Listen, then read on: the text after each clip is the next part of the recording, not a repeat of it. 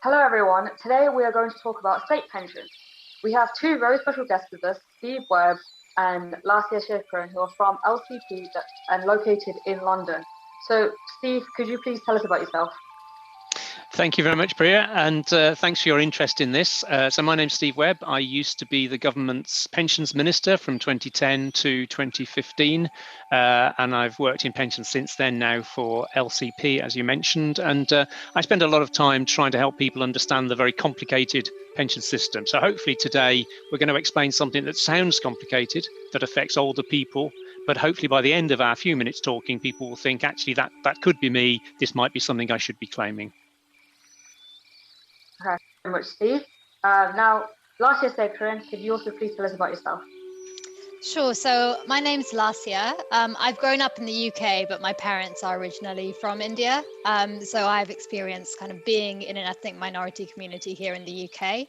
And I also work in the pensions industry as an investment consultant at LCP. Thank you very much.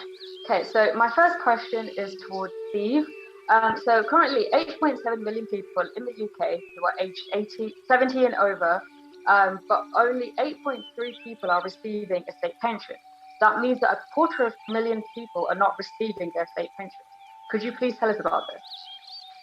That's right. I think most people would think that once you're over pension age, you get a pension. That's we call them pensioners, as if everybody over pension age is drawing a pension. And the reality is different. And what our new research has shown is that the figure you quoted, 250,000 people actually over the age of 70, who you might think were getting a pension, actually getting zero, literally getting no state pension at all. And sometimes there's a good reason for that, and that's all fine. But we think there could be at least 100,000 people, perhaps particularly over the age of 80, who, if they phoned, if they contacted the pension service and claimed a pension, could be getting a pension.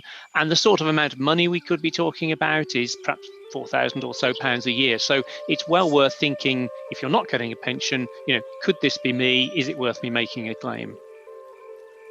Okay, thank you very much, Steve. So my next question for you is that could you tell us about the non-contributory state pensions for people aged over 80, and also about category D statement, which is £82.45 per week? That's right. So normally we have a system where when you're working, you pay national insurance contributions out of your pay. And in return for paying national insurance contributions into the system, you get what's called a contributory pension out. You pay contributions in, you get a contributory pension out. But when you reach the age of 80, the rules change and they drop the requirement for you to have paid national insurance. So somebody who, for example, came to the UK a bit later in life, maybe never had a paid job at all or paid national insurance, can't perhaps get a pension when they retire, or they may have tried and been told they're not entitled, but they can go back at the age of 80, provided they satisfy the residence rules, living here 10 years or so, for example, and then can get this pension, known in the jargon as a category D pension. Doesn't really matter what it's called, but that's what it is. And it is non-contributory. It doesn't matter that you haven't paid national insurance. You're simply eligible by dint of living in the country for 10 years or more and being aged 80 or over. And it's quite simple. You don't have to tell them about your income. You don't have to be a citizen, anything like that. It's, are you over 80? Have you lived here more than 10 years? And it's worth a call. And even since we published our research, I've heard from people who said, I only today heard from someone who's 100 years old and who's never had a state pension in her life and could probably have been getting one for well over a decade. Wow, that's surprising. Thank you very much for that. So my next question now is for Laasya. So could you explain how this can relate to the Asian community?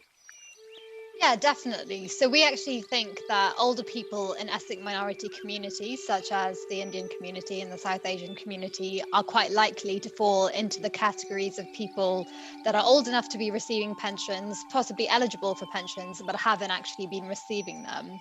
And we think there's a few reasons as to why that could be. So the first is that people may have moved here from another country later on in life, and that could affect their national insurance situation. They may not be on the national insurance register, or they may not have been here for enough time to make contributions.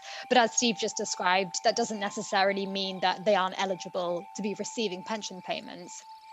And then one of the other factors is that in our communities, intergenerational living is very common. So quite often parents or grandparents will come and live with their children who have moved to the UK, and they may only come and live in the UK after they've retired, which means they won't have worked here and they won't have made national insurance contributions.